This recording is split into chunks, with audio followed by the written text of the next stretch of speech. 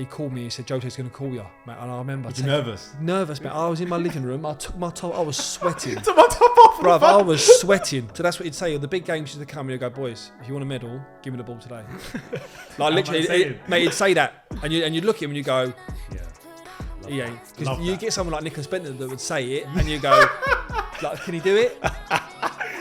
He went, if I could get you by your throat now, if I could go across this table and get you by your throat, I'll rip your head off.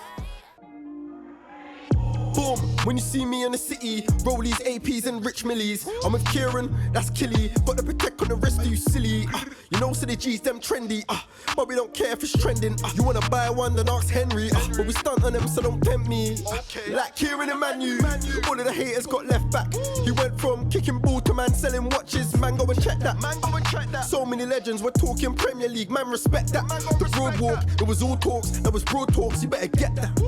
So many legends, we're talking Premier League, man, respect that. They thought it was all talk, now it's broad talks, you better get that. Yes, guys, welcome back to another episode of Broad Talks. We've got another guest today, a very exciting guest.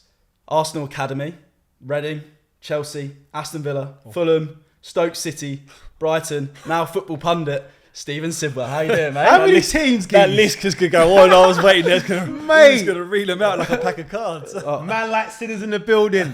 I'm so happy that you're here, bro. Yeah, mate. Thanks for coming. Mate, pleasure. Better looking forward to it. Yeah. Looking forward to it. That was a lot of clubs. How many clubs was that? Oh, I've done a few, I think. Yeah, done the rounds, yeah. Great career. No loyalty in football, is there? I was just saying off camera that I thought we always get Arsenal fans on here. Yeah. Always have Arsenal fans. And I said, you're an Arsenal fan, and you said you're not. Yeah. But you started at Arsenal Academy, so I just assumed you were. Well, Joe, it's a strange one now. So my first club that I went to go and see was Palace. So I've obviously grown up in Croydon. Palace was the team. Loved, like, listen, Wrighty. Everyone loves Wrighty. It's amazing how many players actually, like, Wrighty's their idol, even though they're not even strikers. Yeah. So looked up to Wrighty, loved Wrighty, still speak to him now and stuff. And then when he went to Arsenal, I got scouted for Arsenal when I was like 9. And then through the academy, Arsenal was the team, weren't they? So we had to, it's like in youth team days, you have to go and play a youth team game on a Saturday, then go back to the stadium and watch the game. So we was going to Highbury. Nice. And we was watching great times for you, mate. But I was like, listen, the best times. Dennis, because everyone. What year are we talking? Well, they was so 98 to 98 to 2002. So this is when they was the FA Cup final every year. Prime time, baby. That's when we won it like twice, right? Yeah. In those we're prime time. That's prime time. Yeah. So back then as well, like must have been so good, like going to watch them every day. Oh, going into training, mate, and listen, being around them as well. We used to play against obviously each other when we were young as well, and our youth team was up there, like, as in the country. Yeah. So you won the FA Youth Cup, didn't you? We won it back to back. Back to back. Back to back. Oh, I didn't know that. Well, listen. That's sick. Again, you talk about percentages and academies. They say it's like the 0.01% that get through, and out of your squad, it's normally 2 that make it, and the rest sort of fall away. In R1, everyone made it apart from 2. That's literally like mental. a career. Everyone had a career in the game. Yeah, it's usually only like 2 that make it, right? That's what I mean. Yeah, exactly. So that was those good. 2. That's amazing, though, isn't it? I didn't know you did back to back.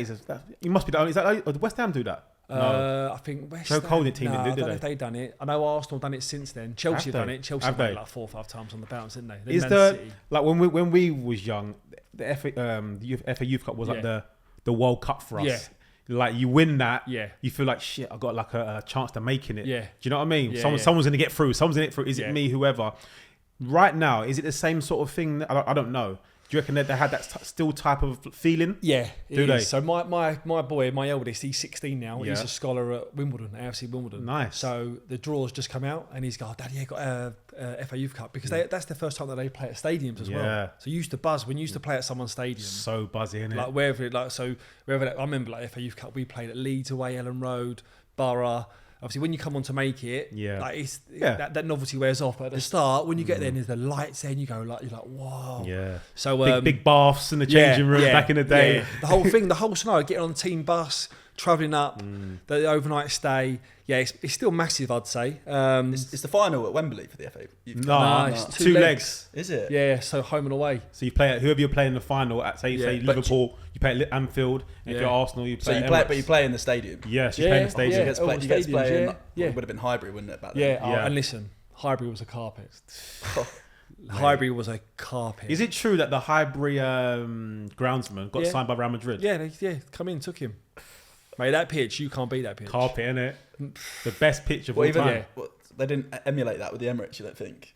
I like Emirates though. Mate, listen, every pitch. You said you loved the Emirates. It's your favourite place to go. There. Mate, Emirates was decent. I'll tell you, like pitch-wise, Villa Park was a lovely pitch. Yeah, like they're all nice now, but for some, I don't know, whether it was just the first pitch that I played on, I don't know. But Highbury was Old Trafford horrible. Old Trafford horrible. Terrible. I was there the other day, and the whole stadium's a wreck. Yeah, honestly. Yeah, but yeah, I think it's still got its pizzazz, man. Nice. Yeah, defo.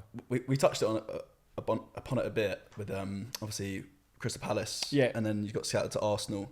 Is that how your football career started, or were you playing from younger? No, yeah. So I was basically like playing for Palace when I was a kid. I was at Wimbledon and Chelsea, just doing like the odd going around to the training grounds and playing. And because back then it wasn't weekly, you was playing for your Sunday league team. Yes. And then you was just going in half terms or going into for them to keep an eye on you. And then I got scouted for Arsenal from 9. But again, still playing Sunday league. Because back then, school football, county football, in the London football, that took precedent over any academy. Yeah. So academies only come strong, what we was like 14, 15? 14, 15. So I just played for my Sunday league team. And then when Arsenal formed, I think like under 14s, we started every week. And then from then on, our team was the same team, literally that went from 14s to pro, 19, 20. What was, can you remember, I know it's going back a while now, even sometimes I forget. Can you remember your first time you got called to go over train with the first team, Arsenal? Yeah. Can you? Yeah. What was it like? So we was training on like the pitch. So London Colney, the first team have got their own sort of section, and it was a big mound.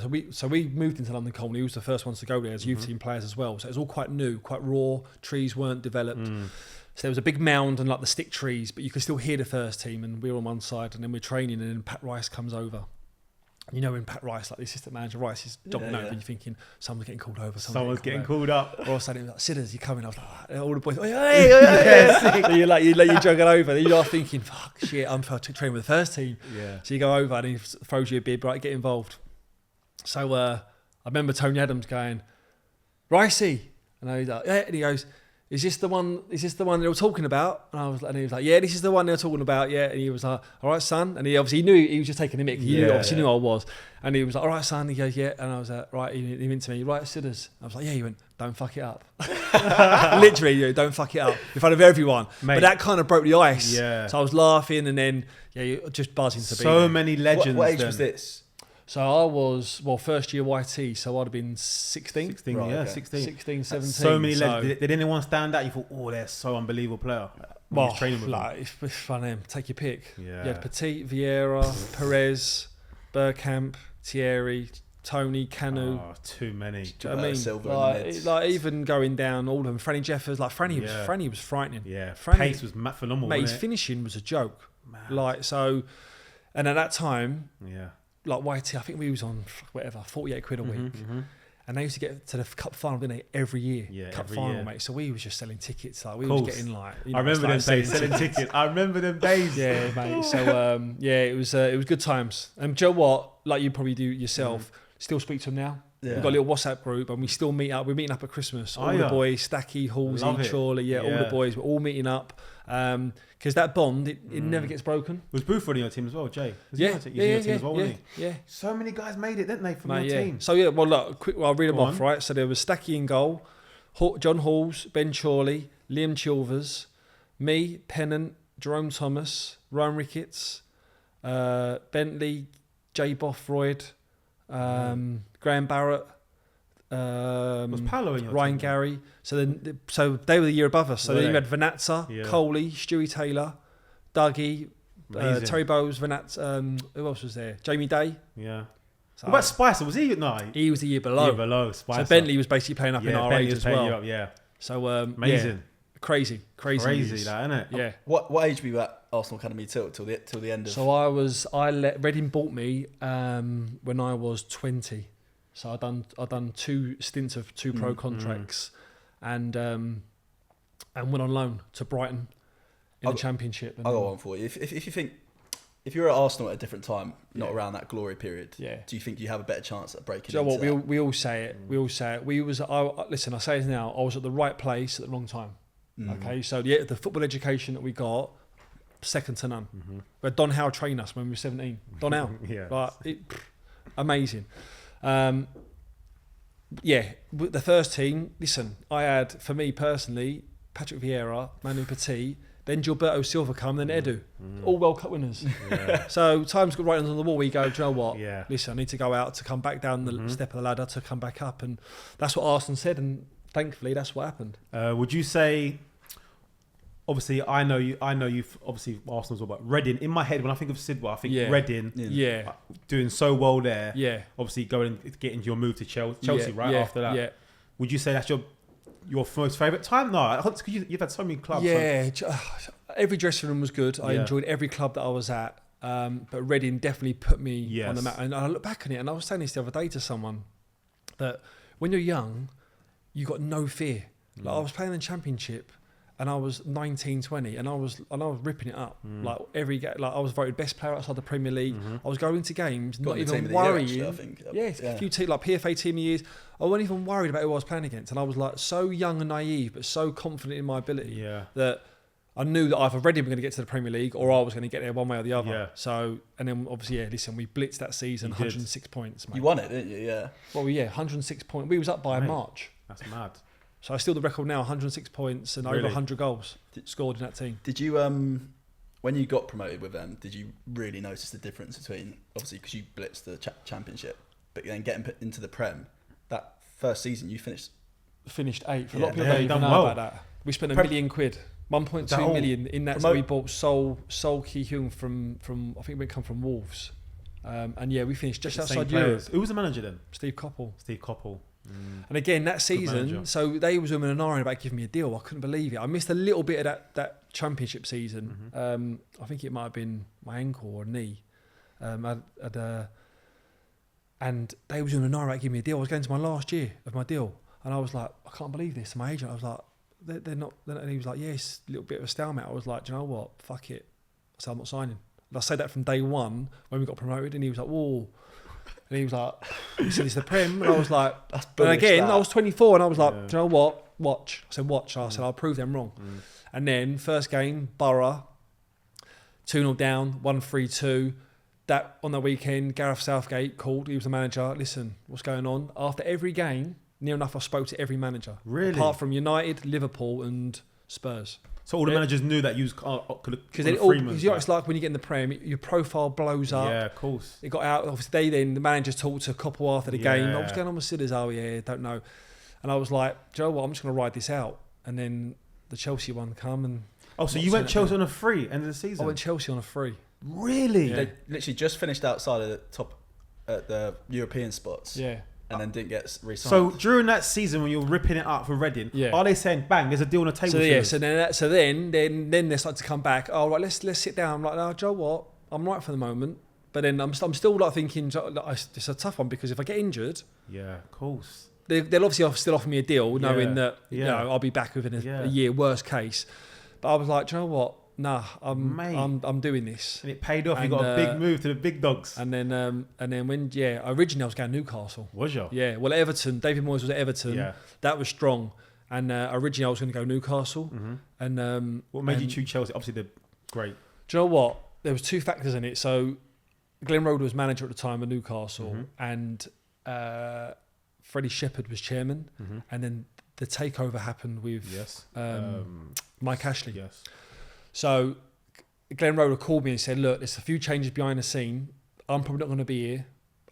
There's going to be a new owner. Yeah, uncertainty. Just letting you know because what you're thinking. Fair play to him. And in that time, Chelsea made contact already. Like Peter Kenyon called up and they were just like testing the water. Yeah.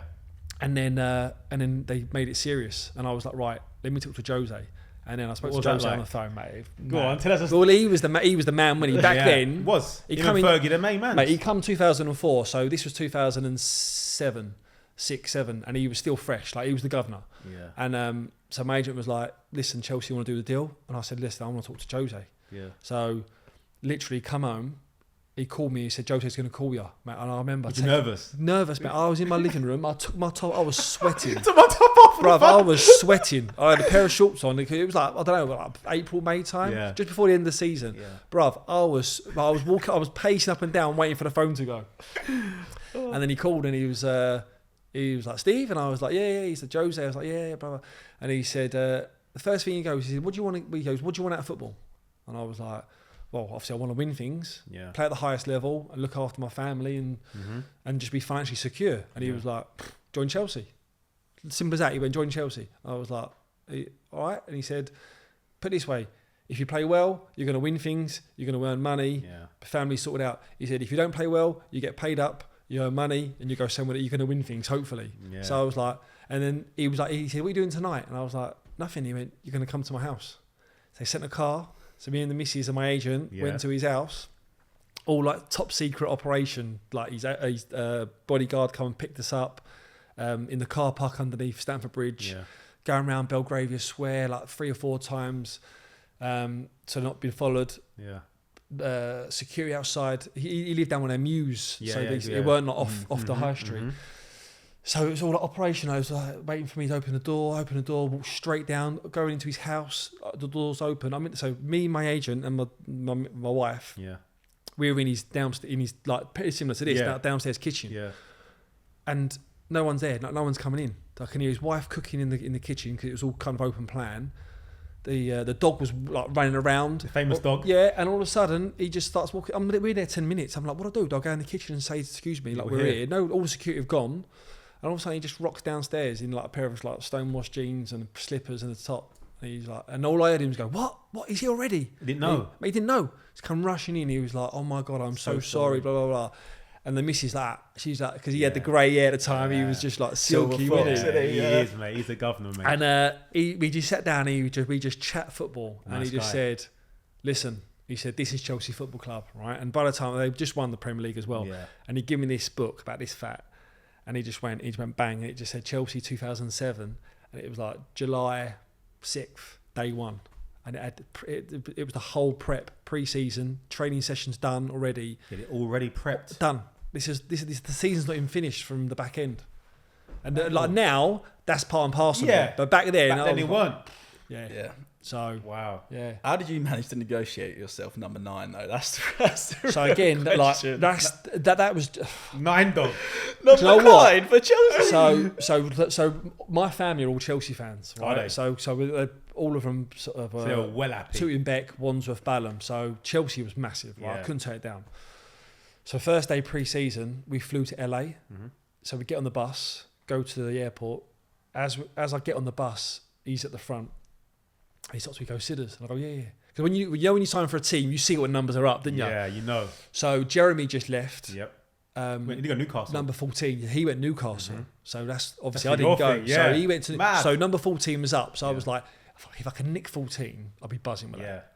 Because obviously then you start going higher and higher. So I knew number 9 was gone because that Bullaroos had gone as well. Yes. But so we signed me and Claudio Pizarro from. I think he come from Bayern Munich. Yeah, I remember. So striker. So I thought, right. He's taking number 9. I'll take 14. So he's come. So as I'm getting on the bus anyway, Jose's gone. Sidders. I've gone. Yeah, you've gone. You're wearing number 9 this year.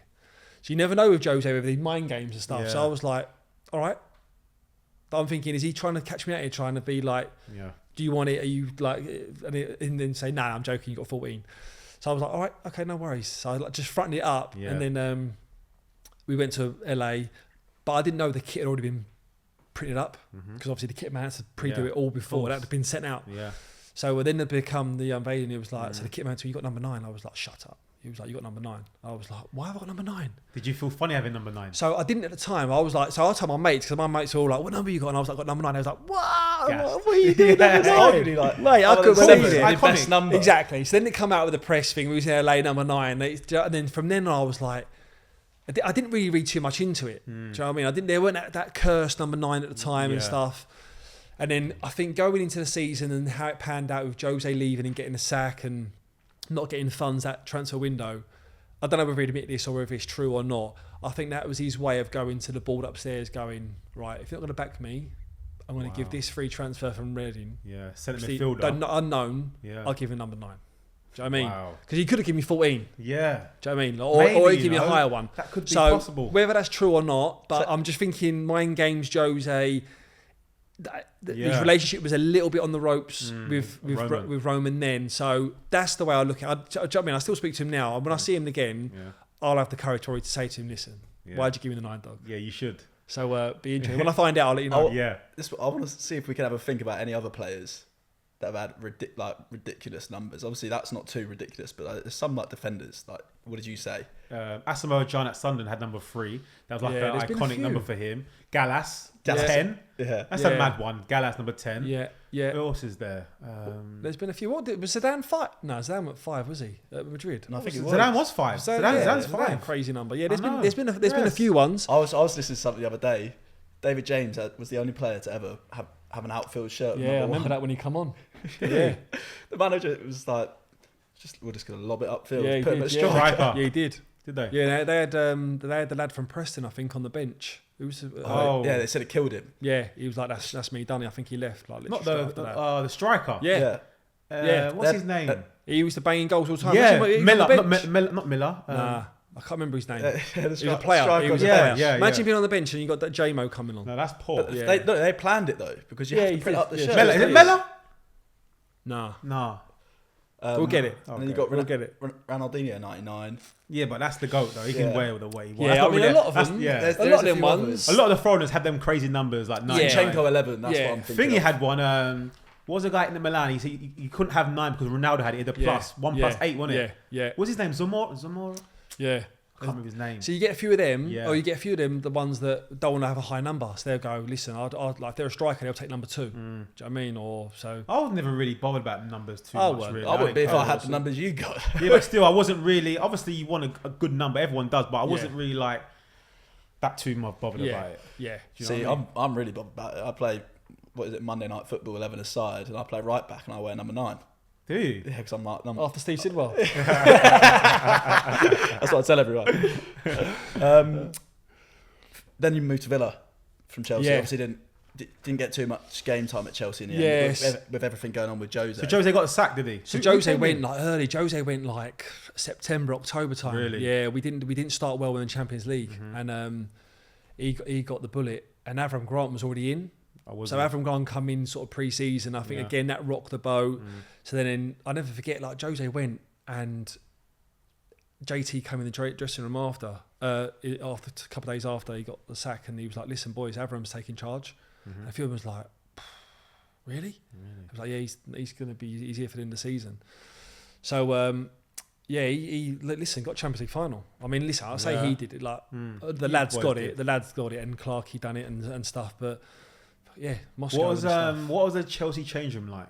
Like obviously JT, is he so influential about that club? Yeah, like he's. Do you know what? He gets a lot of stick, like JT, right? First of all, like as a player, phenomenal. Yeah, like defending wise, definitely unbelievable. And listen, we always say that. Yeah. Technically, he was slinging balls with left foot just as good as on his left as just as good as on his main right foot. Composed. Listen, we're talking this dressing room. So when I walked in there, bearing in mind I was like half a Chelsea fan anyway, right? Yeah. I'm walking there. You got Ballack, Essien, Makelele, JT, Drogba, Coley, Ashley Cole, Joe Cole, Bridgie, Sean, Czech, Lampsey. So do you feel like? So I walked in there as a fan. I walked in. I was like, wow. But do you feel like you said at Arsenal? Remember, it's like impossible to get in that bloody team. Do you feel like when you went to Chelsea, like flipping now? It's like another thing like this again. It's the same thing. Yeah. So I went there in the fact, like, so people go to me.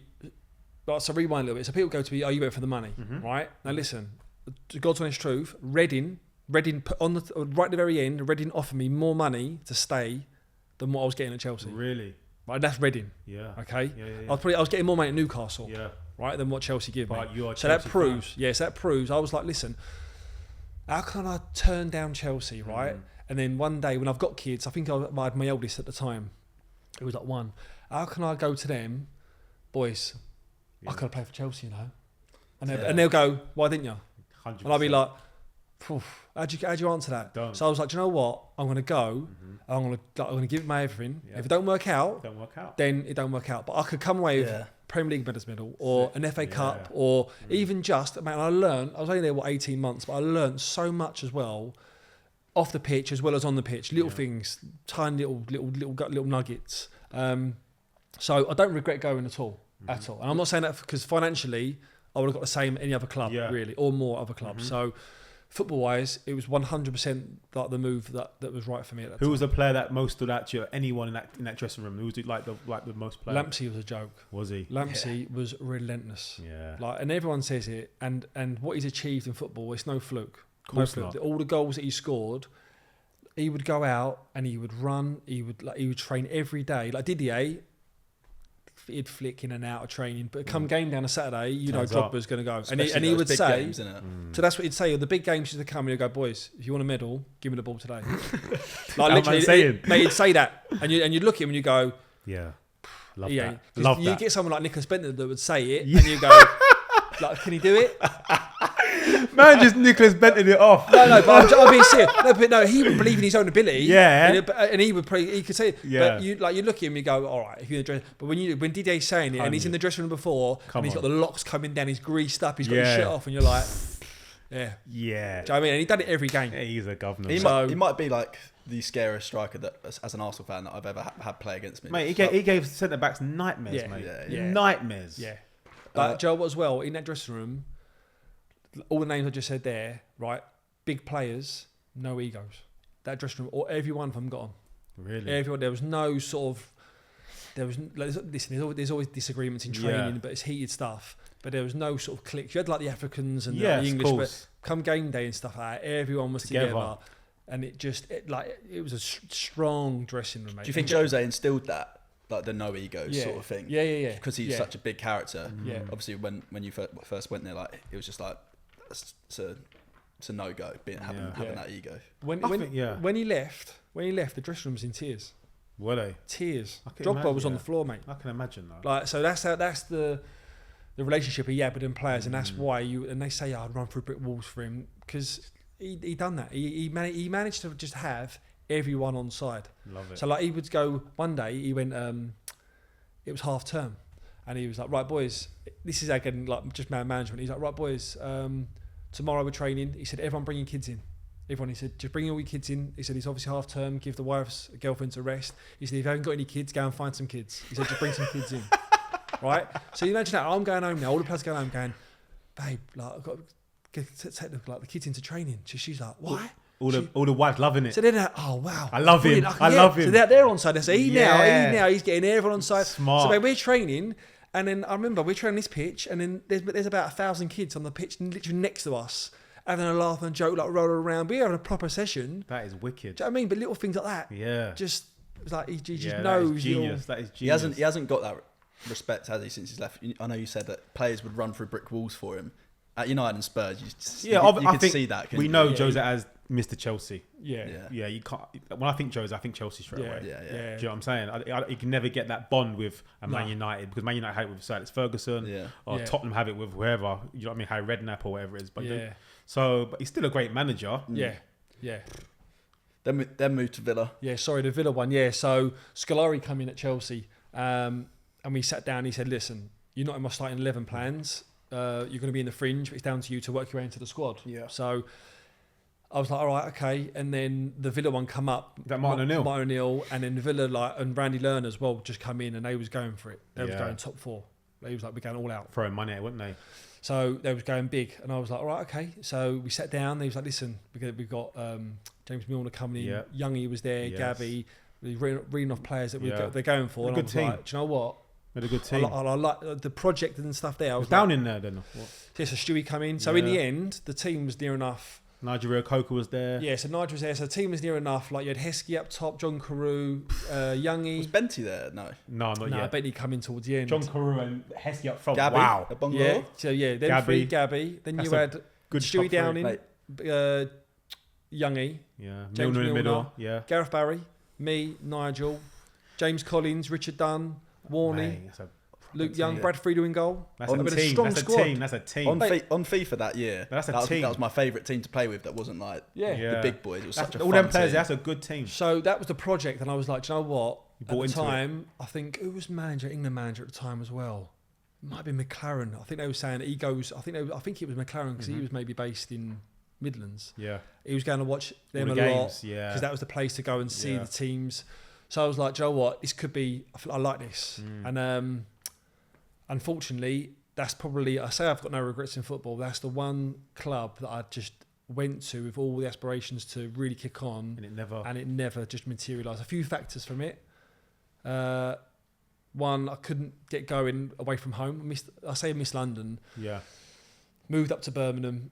We just had our second child, and he caught meningitis, so he was in hospital a lot in London. So I was going back and forth, travelling a lot. What people don't know, when you're going back and forth travelling, it takes a lot on your body, mate. You get injuries, little niggly injuries. You're not up there. You're thinking about one of your moves, you didn't even move out, did you?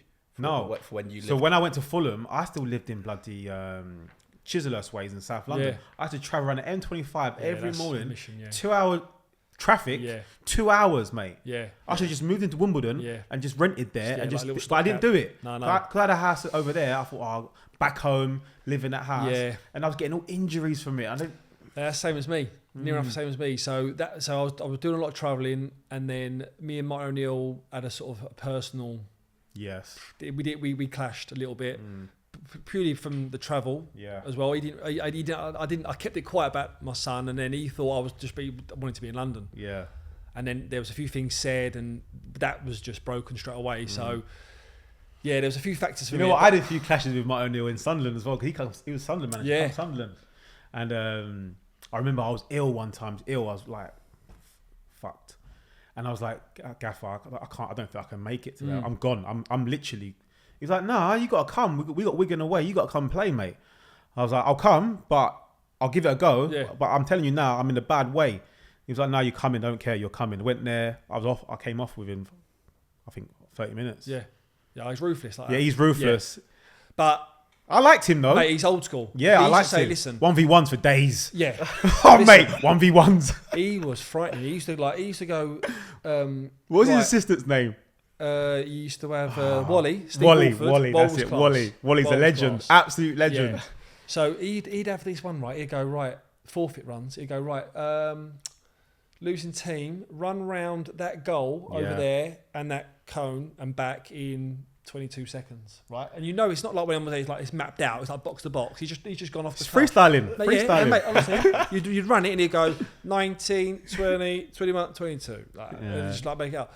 But he was mad with days off. Crazy with days off. So good. He basically used to say, boys, if you win, days off. You'll never get a manager like me. He's Brian Clough. He'd go, you do well for me, I'll give you everything. Right? Yeah. When it starts going tits up, then I'm going to come on you. So we used to play on a Saturday. True story this, you can ask any of the lads. We used to play on a Saturday, we'd win. I remember Everton away, we won, right? And then we was going both top four at the time. And Gabby and Youngie was in his ear, Gaffer, days off. He was like, see you Friday. We had a game the next Saturday. So he basically give the boys a week off. Mate, I can vouch for that. I can vouch for that. Same at Sunderland. We knew, like, as soon as we win a game, everyone used to be in the change room. Gaff, what, 3 days off? Yeah. Shout out and look away like that. And they'll go, you know what? 3 days off. Yeah. Loved it, mate. Yeah, I know. But you can't sustain it. That's the only thing. It only goes on for a period of time. And that season, we should have got top four. We was third. I think it got to like March. End of March. March it was. We was third above Arsenal. Arsenal were fourth. We was 10 points clear of Arsenal. Really? By April, they were 1 point clear of us. Because he played the same team, same subs. That's it. That was his team talk. He used to come in and go, same team, same subs. Yeah. And then, that's not sustainable, is it? No. You got to be a bit more. Yeah, so I was there and it just didn't, it never materialised really for me. Which I was gutted at because Villa's top massive club. Massive club. Good people. He's a there, massive club. The stadium, the training ground, good people. Training ground's wicked. Yeah, I was gutted on that one. Then you decided to move to Chelsea's rivals, Fulham. So do you know the story about? Did I tell the story about the Wolves? So I was having a medical at Wolves. Was you? Because I had to get out. So I got to January, and I was up in the season. I was like, I can't just go without playing. I need to get out in the shop window. So. Martin was like, listen, they wanted to get me out the door anyway. So I was talking to Mick McCarthy at Wolves, and this is when the Wolves were flying as well. And I was like, it's Wolves, is it just? And I was like, do you know what? Fuck it, let's do it. Like 6 months, go shop window, let's just rip it up again. Yeah. When I watched them play Chelsea on a Tuesday night, they won. Everyone's in the next day, so I'm in now for doing a medical, right? With all the boys. I knew a lot of them anyway. Yeah. Was Hunty there? Hunty was there, Doyle, a few lads, I don't know. So they're all having a warm down, cool down in the medical room, massages. I'm on like the Cybex machine doing the strength test in the Wolves training kit, yeah? Done deal. Agents really. upstairs. Oh, listen, Done it was done. deal. It was done. I give Mick my word. Right, I shook his hand. Oh, geez. Listen, right. So now, all of a sudden, so because do you know what? Do you know Mick? Have you ever come across him? Yeah. Top man. Yeah, right? lovely. Genuine, down to earth fella. So my agent's upstairs, like negotiating like the deal between to get me out, basically like a loan package. Mm-hmm. So I'm on this machine. All of a sudden, knock on the door, and my agent's put his head in, and he's just gone, "Sidders, need a word." Like, and I've gone, "What?" And he's gone, "Need a word." So I'm just thinking, something's wrong with Villa have pulled the plug, or obviously all the boys are in there. Oh, it's not done. It's not done. Oh, what's going on? What's going on? So I've come out and he's gone, Fulham want to sign you. And I was like, mate, gotta go. London. So Mark Hughes was manager, and I was like, let me speak to him now. I said, because I'm not driving down the M40, it don't work, and I've got to come back up here. Right? So we've come out the training ground, got into my agent's car. He's in the seat, I'm in the front seat. He's on loudspeaker, and I've gone, listen, Sparky, listen, if it's done, I'm coming now. He was like, listen, seen the package, no problems, get you down here, signed for 2.5 years. Yeah. Like, 6-month loan with a view for. All of a sudden, this shadow appeared right next to me on this door. It went from daytime to nighttime, right? And it just heard this little like ding ding ding on the door, on the window, and I was like, I put down the window that much, right? I was like. He went, is there a problem? And I was like, yeah, there could be, Mick. He was like, let's go and sort out like men. Come on. So he just started trundling off, and I was like, fuck. Oh, mate. Had to get out, walk in there, sat down. I was like, Mick, Fulham have come in. I said, I've got to go. It's back home for me. Litland was just sort of recovering. Yeah. And he went, if I could get you by your throat now, if I could go across this table and get you by your throat, I'd rip your head off. Really? He said, but all his family at the time were from Beckenham, like they're still are now. And he said, if I could get down, he goes, I know what you feel like. He goes, like, if I could go down and be with our family, I'd do the same thing. Yeah. And he went, no, fuck off. Like literally that. So I've seen him twice after. I mean, that was like 2011. Yeah. I've seen him a couple of times after that. The first one was a bit frosty, but the second time was on a golf trip. Yeah. And he was sound. I've always said, listen, I'm so sorry.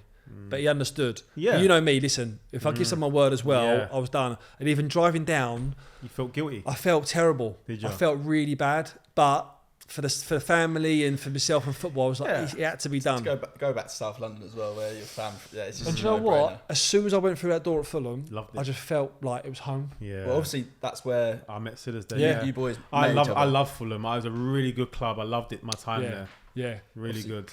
They just won yesterday as well. Obviously, they're flying now. They're playing well, mate. Yeah. Just got Stevie G sacked. Unfortunately. I know. Yeah. Mate, but let's get into Fulham with you two. Yeah. Some you're there, he's there way before me. He got Sparky. I come right and yo, go on. Yeah, so I signed and mate, good team. Yeah. Good team. Like, Fulham's always a solid team. Bobby Zamora up front. Zamo up top. Was AJ there? Even AJ up top. Yeah. He had like Damien Duff, Simon Davis, Danny Murphy, Dixon Atuhu, Breda Hangeland, Aaron Hughes, like good, like Bairdy at the back, good solid pros. So Schwartzy in goal. So good dressing room. Yes. Clint Dempsey, like good. Yeah. Like there were games where was Murph there as well? Danny Murphy. Yeah, Murphy centre mid, yeah. So going to games, it was like, we'll win this today. Like West Brom at home or whether, like we'll be a Cottage, we'll win this today. No worries. So it's mad. Like it just felt like at ease straight away. Nice. Like no worries. So yeah. How long was you there for? I think it was 4 years. Really? It was your second longest club, wasn't it? 4 years, I think it was. Yeah. So our last year was the year that we got relegated. Yeah, we got relegated. Oh, mate, that was a blow. Where you both shipped off. I went to Villa. Yeah. I went to Villa after there. Were you there, Felix? Yeah. So we come in, didn't he? Mate. So we had three managers. We had Rene, and then Felix. And then Felix coming in. Who's Rene? Rene Molson. Yeah, Molson. Yeah. So you'd have known him at Villa, United. Man United, yeah. But Felix, man, bloody hell. Yeah. I've never seen really anything manager like that in my life. The stories on that are crazy. We used to do hill runs on a Friday. He didn't think we was fit, and we used to do like mound. Do you remember the warm up? Do you remember we had to sprint through them hurdles, doing like the like they call it karaoke dance, didn't they? Mate. But sprint doing it.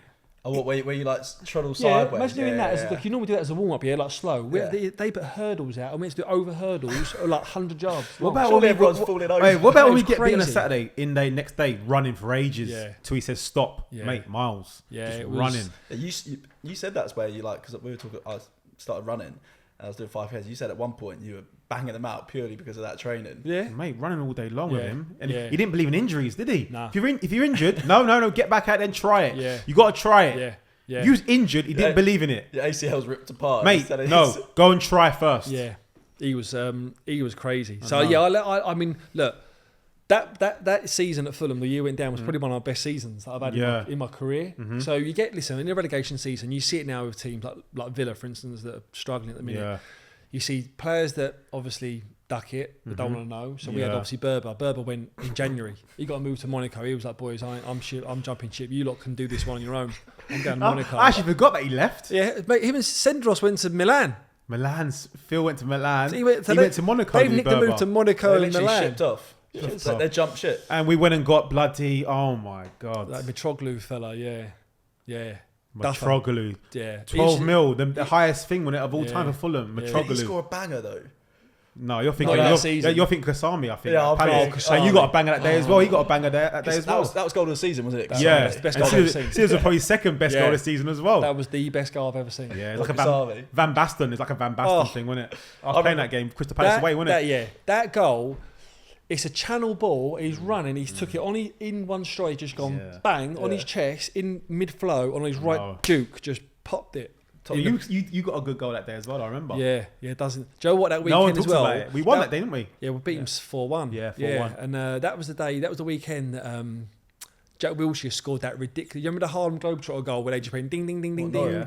Norwich at home. Yeah. And I remember him tweeted on the Monday when Kasami scored. I see a tweet. That's my goal of the month gone. But I still think they still won it because the Arsenal fans involved. That's the funniest thing, isn't it? That Arsenal.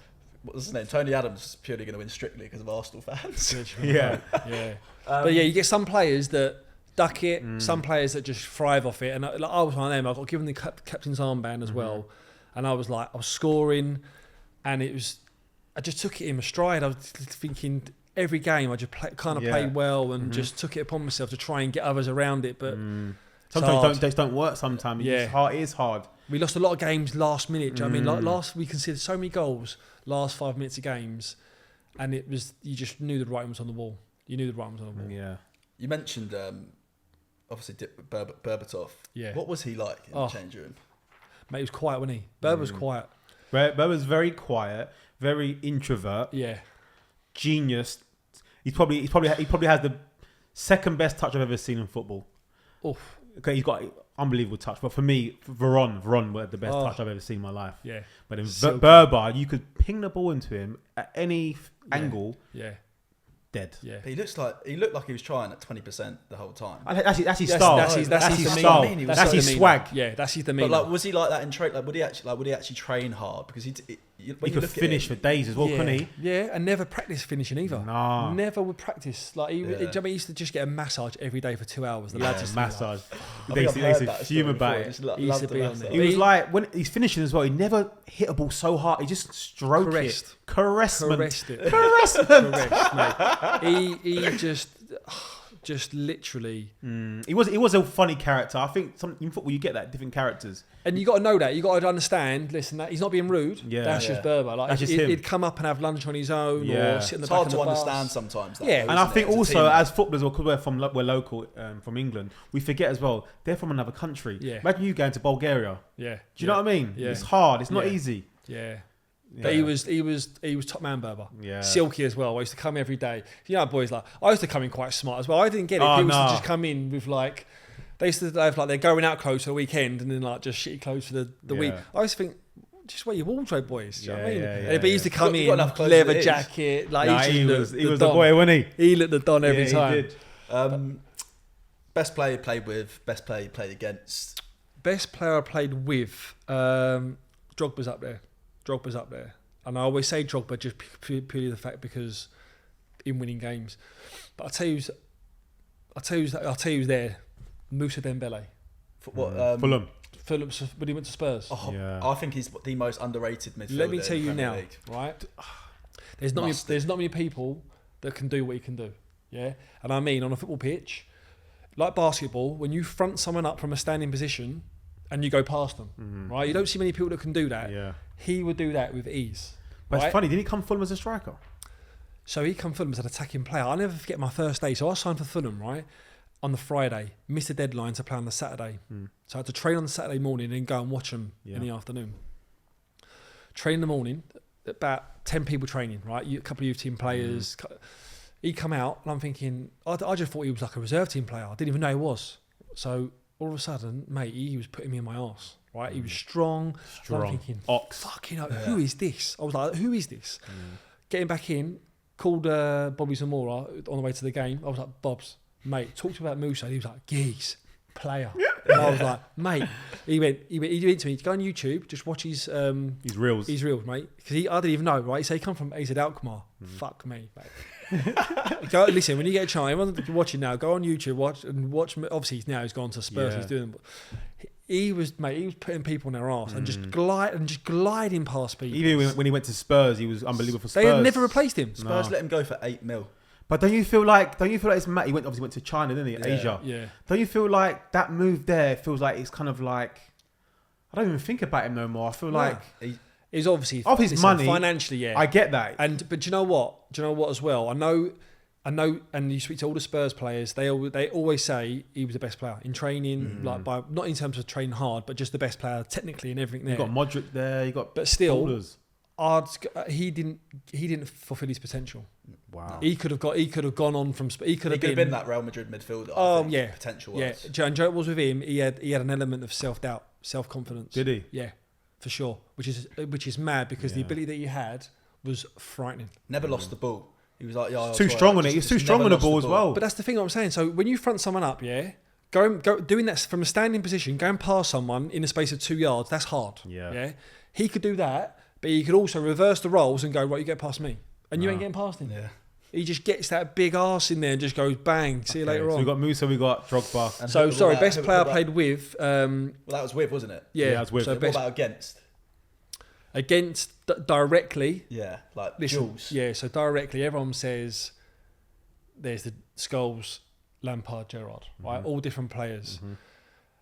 Playing against Lampsey, you had to be switched on because he's arriving in the box and you've got to just go with it the whole time. Got to scan for him. And he's relentless. He's relentless. He's not the one you've got to worry about picking the ball up deep and spraying balls. Stevie, you're just going to come off fucked after a game because he's just going to grab you by the scruff of the neck and he's taking you everywhere. But Scholesy, mate, wow. You could not get near him. And listen, you've been with him. He says he's the best player he's ever. Like for me, without a shadow of a doubt, the best player England, like he's up with Gaza and Wayne ever produced. Right?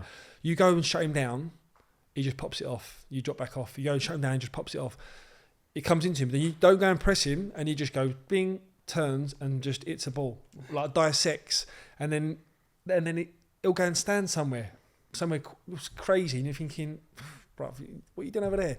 But he's seeing sequences 5 seconds before they come. And it just goes bang, bang, bang. It gets to him and he was off the charts. It's really nice hearing someone else who's not been around like where I've been, right? Obviously train every day. And obviously I appreciate him. And I've always said the best player I've ever played with. It's good hearing your side of it. Who's playing against him and actually seeing it on the forefront how really good it was, and everyone can hear you say it, talk about it. Yeah, like listen, technically, know he's got every pass in the locker as well, like around the corners, little like everything. And Joe, it comes from as well with me from that growing up at Arsenal. So he was obviously a player that I looked up to anyway. But when I was at Arsenal, I was a young pro, and then United Arsenal was the game at the time, wasn't it? Always, there was no one else close. No one else. Training with the first team, right, and hearing Patrick, Thierry, Perez, they was listen, stop Scholes, get on Scholes, we win the game. Yeah, and you're hearing them, and they're saying, and then you get all the ones like Zidane saying, listen, by far the best one, Xavi and all that saying it the best. So listen, them people, they're not just saying it for the fun. They know. Fun. I think Messi said it about Scholes. Yeah, because as footballers, we're on the pitch, we know a good player. Where sometimes a fan can't really see it, like, do you know what I mean? They're not good looking. They're not in the headlines. They're not doing this. You think, oh, he's all right. Yeah, he was. Direct competition. I'd say Scholesy. Wow, it's a big one. Then obviously, I don't want to just go for every single team, but you moved to Stoke, moved to Brighton. Yeah, 50-yard goal for Brighton. Yeah, Brighton. Yeah, 50-yard goal. Yeah, do you know what? That was a season, and again, I got promoted with Reading, and you know when things go on things just fall into place. Yes. So that when I scored that goal, Knockout, do you remember Knockout? Yes. Knockout. Good player. Very good player. He was our shining light that year. Ripped up the championship. Yeah. Like ridiculous. He lost his dad. He's really close to his dad. I remember he lost his dad like literally 4 days before that. So we had a shirt printed up, put it on the bench, and we said, right, whoever scores first goal, we'll just run over and hold the shirt up. So that goal was just meant to happen. Yeah. Like, listen, to be fair, I've tried it a few times. Well, I remember trying Old Trafford once, to be fair, for Fulham. Dragged it as well. It was a worm burner. Just like didn't get out. Worm burner. Mate, didn't even get it high. So so I noticed him off his line a couple of times. I thought, listen, when that ball comes to me, I'm just going to go for it. And I took a touch. It was on my left juke, and I was like, oh, I've got to take it on the lefty. So you did that weak foot, 50 yards. Weak foot, yeah. Weak foot. Yeah, man. Wow. So special goal for a special occasion for his father. Yeah. Amazing. And then that year we went up. So it was just an ingredient that was just meant to happen. There was loads of little things that. So I remember like even our Christmas stew, we beat Birmingham's last minute goal. Muzza scored 2-1 away from home, and you're going on the Christmas. I was going to the boys. Listen, boys, I've relived this. I've done this at Reading. There's so many similarities. We're up 1,000,000%. We're going really up. that you say. But no, in every game, I'm not taking off the pedal, but going every game. And I was like, listen, boy, I'm telling you, we're doing it this year. And then we went up. Wicked. So. The goal though, it was a nice one. It was a nice one. It creeps into my top 3. That one. Is it? Yeah. What about the other 2? Because got to be Fulham one. The Fulham one. Do you know my favourite one? There's 2 actually. I scored one for Reading against Villa actually. Little 1-2. It was like a little culture Thierry, little slotter in the bottom corner. But my first goal for Fulham against Liverpool, ball got I think clipped in, come out to me. I just popped it up and just on the volley. Put one past Claudio, Claudio Reyna. Reyna was in goal, Pepe Reyna. Yeah, Pepe. In goal, so... Lovely. Yeah, I've scored a few. Moving on from sort of football in your career, how does it... When you retired, what was did you have a plan for what you wanted to do? Obviously, now you're doing punditry. Yeah. And sort of a bit of presenting. I think I wanted to go into broadcasting, media, punditry. Because I think I always spoke well in front of the camera. I was never sort of shy. And whenever I'd done interviews or every club that I was at, the press guys always throw me into it, knowing that I'm not going to say nothing daft and it'd be sort of, half decent interview. So I wanted to go down that avenue, but I'd done my coaching badges as well. So I see you as a manager. I don't know why. I just see you as a manager. Everyone was saying that. Yeah, everyone was saying it. And they're going, listen, you're going to be a manager one day. And I was like, do you know what? I don't feel it. Yeah, not sure. But you weren't feeling it. No, I was like, I'm not sure. Like even from day dot. And if you don't have the hunger for it like that as well. That's it. So like anything, if you're not in say 100%, then don't do it. Yeah. Because you're not going to get the maximum out of your own potential. And then if you're a manager, how am I going to get the most out of a team or a squad? So I'd done the badges. I was coaching at Brighton, the 16s and the 18s, and enjoying that, and doing the media stuff as well. But I was too busy. And people scare me to say, when you retire, listen, get a structure. Be busy. Yeah. So I'd done too much too soon. Yeah. So then I had to drop one or the other, and I thought, if I drop the football, I know I can get back into it just because people I know my profile and go into training grounds. Whereas if that media one, it's a little bit clicky. Like for every 3 chairs there are, you've got 60 people that can fit it straight away. So I've stayed with that, but I'm going to start going into training grounds now. Now, because I wanted to do it beforehand, but it was COVID. You couldn't even get anywhere, could you, with COVID? So I want to start going now. I'll start going and see, Brendan Rodgers, Leicester, Frank at Everton. I was going to go and see Stevie at Villa, Jose in Rome. I mean, just to go out and 1, bit of networking, and 2, just to see if it just ignites a little thing to go, do you know what? Let's get back on the grass. Yeah. So, that's still... How does it come about becoming like a sports pundit? Like, when you're retired, do people like throw offers at you or like ask you if you're interested about it? They test you do. Like, I've always been interested because surely every single footballer is getting asked the question. Of course they are. And some are like, don't want to do it. Yes. I don't feel comfortable in front of the camera. Don't like even with a mic like this. No, it's just not for me. Yeah. Some people go, I want to do it. I want to do as much as I can. Get me as much as you can. And because you're the fresh insight out of a dressing room. And against the current players, everyone wants you because everyone wants to know what's it like to be against Haaland, what's it like to be against De Bruyne. Do you know what I mean? Like, everyone wants that. Everyone wants the little so them stories I was saying about Jose, at the time they're brilliant. Yes. I mean, now they're still good now, but everyone wants to know now. Pep. Yeah. Klopp. Yeah. What does Pep do at half time? So they want. So there's a market for it, but like I say, not everyone can do it. There's and you got to get it across, articulate, to the point without dragging it out or a story. So there's ways of doing it, but it's a nice balance with the family as well. So with the football side of it, even with coaching in the youth team, and you know what I'm like. I mean, if I'm doing something, I'm doing it 100%. I was in it. I was doing night times. I was doing night shifts. I was doing like the day times. You're probably scouting as well. I was doing everything. I was carrying ball. Like the lead coach. I was the assistant. The lead coach. He was just walking. I was going, listen, you walk in. I had like free bet, like big, like balls of. He was washing the boots. I was doing everything. Because that's just me as well, mucking in. So the media stuff. Like, it's a nice balance over the family as well, because you can structure your week or your month. So because it's usually done in the evenings, isn't it, or the weekends. So it gives you the whole sort of week in the days. You get a lot of stuff in the weekdays as well. Yeah. Like, a lot of midweek games, even a lot of recordings that are done. So it's nice. Yeah. It's nice. So look, I'd like to be more busy, but like I say, there's a shelf life to it. So even going into presenting, I'd like to, take a lead role and go down that avenue as well. So. But when I actually retired, and you'll know this, that transition's hard. I mean, for me, my initial one, because I had to retire because I had 2 spinal surgeries. That's why I had to pack up. So what age was that as well? Because I was 35 and it come out of nowhere. Yeah. So I was fit. Wow. So I was 35 and fit. Just got promoted to the Premier League with Brighton.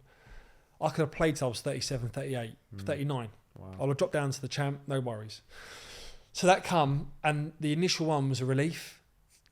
Just because the pain, it was like every day, it was like, do you know what? I made a decision, thank God.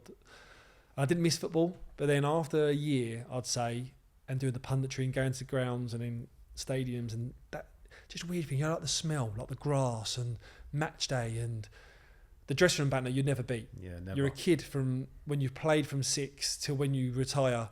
That dressing room, you will never ever. Yeah. And football is its own world. It's its own bubble, isn't it? Yes. Like the money, what players get away with, like the whole what you looked after. It's just a bubble that is not replicated in any other sport or industry, is it? It's crazy. So I missed it. I missed everything. I missed the aches and pains. I missed the night games of getting in after a night game and winning, and wake up next morning and you're shuffling to the loo because you're thinking, I've got ache here, but I've got a game on a Saturday. I love that. Yeah. Thrived off that. It's mad to say it, but I missed all them them silly ones. So I miss it. I miss it bad now. Really bad. Yeah. Wicked, man. When it comes to, obviously you're with BT. Yeah. Do some punditry for them. Yeah. Do Sky and BT have a real rivalry when it comes to pundits? Yeah. Is there like transfers? So it's in your contract. You can't work for, if you're freelance, then you can do whatever you want. If you work for BT, you can't work for Sky. If you work for Sky, you can't work for BT. But you can work for the other ones, can't you? So you can still work for your BBCs, PLPs, and Amazons.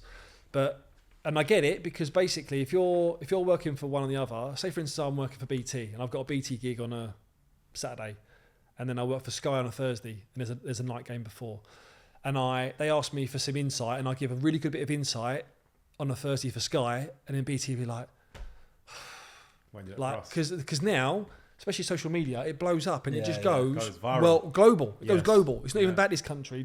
And you got Sky being all the branding and stuff, so the BT would be like, do you know what I mean? That'd be for us. So now they want the exclusivity just for them, which you understand. Yeah, the other companies though don't feel that way then. Like Amazon not worried about the fact that you've just already done the same analysis on. Yeah, but Amazon have just come into the ballpark, didn't they? Like the BT now and Sky, they're the main two. They're the main two. Rivals. So listen, Amazon have got deep pockets. I'm sure the way they tested the water the last few Christmases. I mean, their coverage. What I've always said is, it's no disrespect to the commentators, but the coverage on Amazon is unbelievable. But I just feel like it's just not the same as obviously BT and Sky just have the best talent. I mean, you look at Sky. What are they? 20 years down the line, 30 years down the line. BT still newish. 10 years down the line, 6 years down the line. So you look at Amazon. They've had not even years. They've had 3 Christmases. Who's your favourite pundit that you watch and think you love them? Who's your favourite? So my favourite. I love Gary Neville. Yeah. I love Gary Neville and Cara. So what I do on a Monday night, and the way that football's evolved, they dissect it, and that's not just off the cuff, right? They will plan, they will prep, they will go in on a Monday daytime, and they'll do a rehearsal of the whole show. Near enough, and they'll go through all their things. They'll go right. You can see them all sitting down. Like sometimes I see on social media, it'll be them and the guy that presents it. All three of them just like writing down loads of notes. Yes. So I think them two, like if you're talking detailed analysis, you can't get much better than them. I think Rio's great for BT in terms of I mean, his analysis and his detail is great, but I think with a more human touch. I know what you mean. You can relate to Rio. I know what you mean. Even the way that he doesn't put on a persona. He is what he is. The way that he speaks. He's very raw, isn't he? He's very relatable. Do you know what I mean? Relatable to a normal person. Yeah, correct. So I think Rio's great. I love Joe. And again, BT, what they do, they plan, they prep all the analysis when they do the big screen, the touch screen. That ain't just right. We're going to do it off the cuff and we do this. They're in there hours before going, right, we draw this, we do that, we move that one. Right, take that one out. Do that clip. Can we put an arrow around here? There's loads that goes into it. So much goes into it. People don't even So you won't even know. A lot of people won't even know this back home, that when analysis is done at half time and all the highlights, that's pulled out by the pundits. So for instance, if I'm working for a game for BT, say me and you are doing it, right? The game's going on, 2-0 at half time. We're writing notes saying. So we'll go. So we'll have it. We'll have it in your earpiece. We'll have the analysis guy. We'll go say his name, whatever. John. We'll go, John. Right, listen. He's got done there too easy. Go back there, clip that, put an arrow round, and then show me, because you have a little monitor. And they'll go, right, Steve, what's that like? And you'll go, brilliant. Just shade the area. Just say that ball should have been fed in there.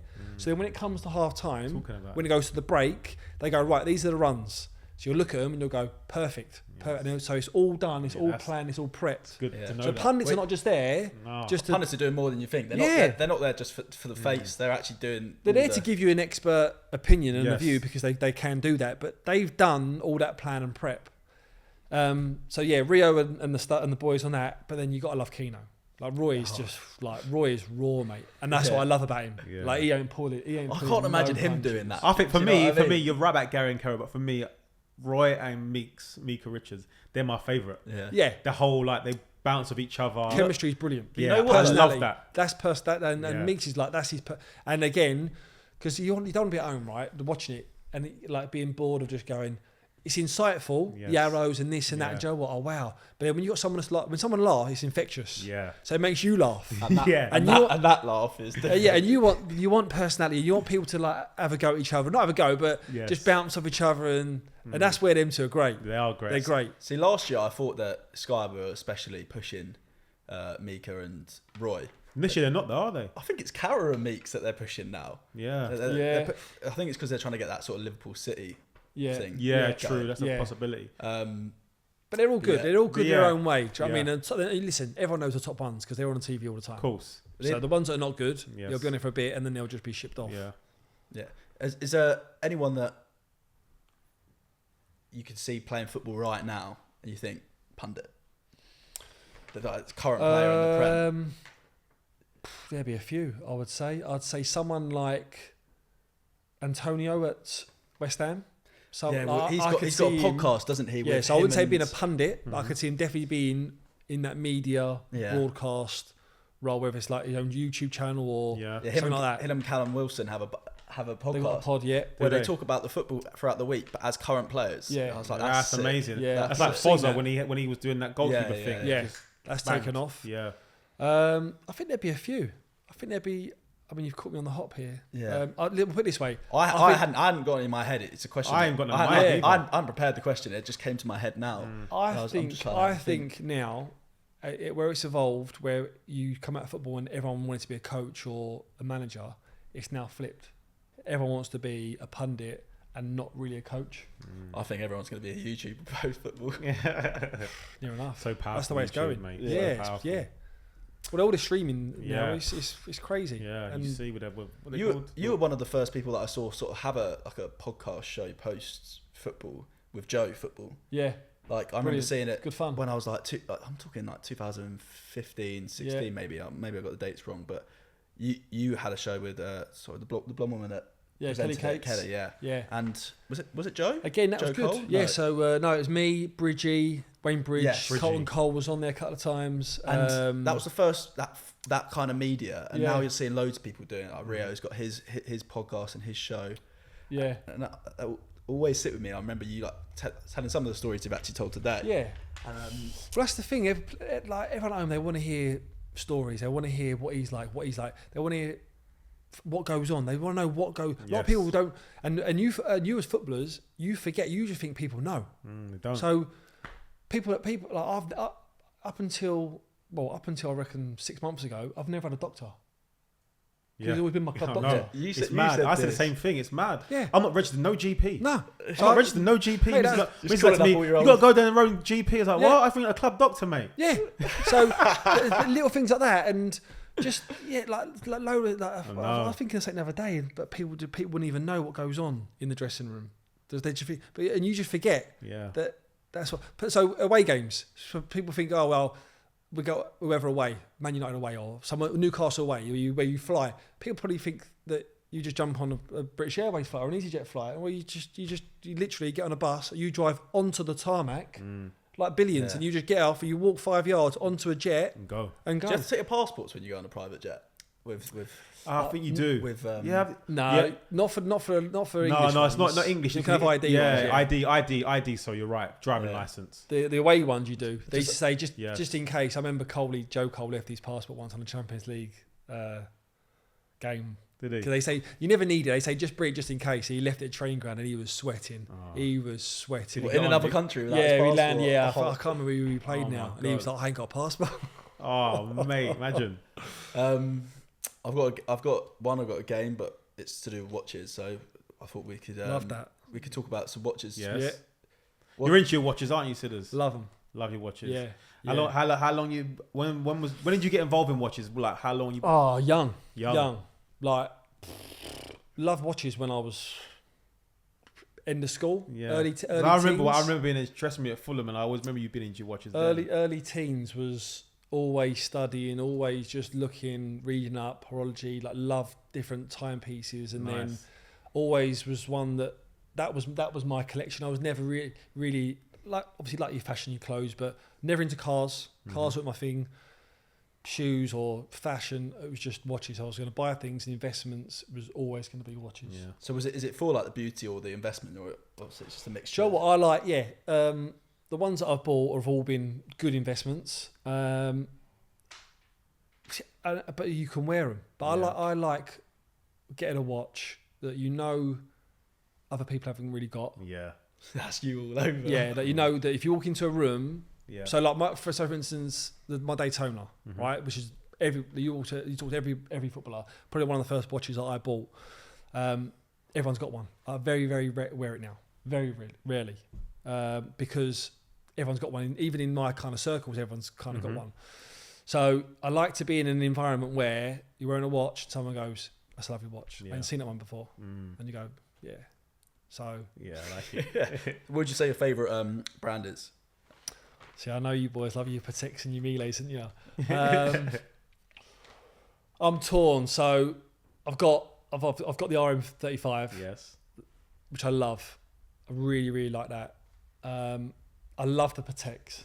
I do, but the only thing with Pateks now is where they used to be quite sought after and sort of high demand. I think where so many people now, even now, football, like every footballer's got one as well.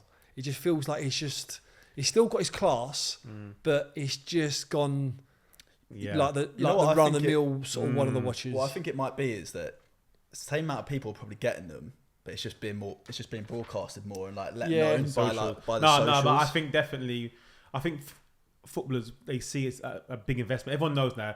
Football can get a watch at list, say 20 grand. Automatically, when they walk at the shop, it's worth 60 grand. Yeah. So a lot of footballers are buying watches now. Yeah. They know they're making big money. Yeah. So that's why we're seeing a lot of them everywhere. Yeah. But you're right. I know what you mean by that. Back in the day when I was buying watches, it wasn't really like that. Nah. But now it feels like everyone's got a Nautilus, everyone's got an Aquanaut. Yeah. So it takes away that bit of special from it. It just takes away the edge. Yeah. So that's you're right. You got to find a watch where no one don't have. Yeah. Do you know what I mean? A rare watch no one has, which is great. Yeah. So come to us, guys. So come to us, exactly. But you see my portfolio. Yeah, right? I've got a diverse variation, diverse, very like vintage. So I've got like this Rolex here. I love this. Yeah. So it's a watch where you go to the gym, get showered, you put tracksuit on, you can wear that. Yeah. If you go to a barbecue and you want to go shorts and t-shirt, it's casual, you can wear this. If you have a suit on, you can wear this. Nice. So it ticks a lot of boxes. Yes. So yeah, I've got vintage watches, Milets, Pateks, APs, so all different kind of brands. But do you know what? They're all safe. Cool. So you have to keep them safe.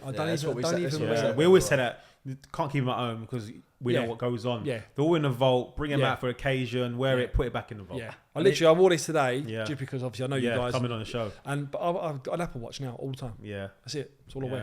Until if I go out, maybe once or twice. And when you're going out, you're getting Ubers everywhere. So it's just like. Yeah, but that ain't safe now. So all right, let's What's play the game? game. What's the game? Tell us the game. Let's play next. Match the baller or match the watch to the baller. Oh wow, I like this. All right, let's do the first one. Obviously, there's no right answer. It's all up to opinion. We've decided to do the 3 new releases from Patek. Yeah, you have 3 new ones. Yeah. 5811. Yeah. 5811, 5712R, and then the new 5980. So the new 5980 is that blue dial? It's blue, right? Blue. Yeah. That's obviously the difference. So they increased the they increased by $1 mil, yeah. Yes, and it's white gold as well. Yeah, it's still no more. Still don't make no more. So, so Haaland as a player, who would you say which watch suits Haaland the best? Out of all them 3 watches, what would you say Haaland is? This is tough. This is tough. I mean, he's worthy of wearing all 3 of them on the same time. Let's be serious. I would put Haaland either with the 5811 or what's the far one? 5990. 5990. I would go 50. Yeah, I'll go 5990. 5990. Yeah. All right. And then Jesus, the one above. Yeah. And Harry Kane, you're going white gold. Yeah. Yeah. Yeah. That's how I'm going. I like that. Let's go to the next one. That's. So we've got AP double balance skeleton. Yeah. We've got a concept panther. It's all brilliant. And we've got a new music AP. Yeah, offshore. So start with Lingard. What would you say he would wear? See, I think this one's quite easy actually now I've thought about it. Right, okay. Yeah, me too. I think it's easy. Go on. Again, I could see him wearing some different ones here. Right, let me start with. Can I start with Aubameyang? Yeah, whatever order. Yeah, Aubameyang, the middle one. What's that? Panther. The black panther. Yeah. That's because he puts the mask on as well. Remember his celebration? He put the mask on. Yeah. I think just the colour and the way he is, it's a bit out there as well. Cars are crazy. Yeah. I'd put him with that. Pretty sure he's got a purple car, so it works. Yeah. See, I could see Jack and Jesse wearing both the other 2. Yeah. Definitely wearing both the other 2.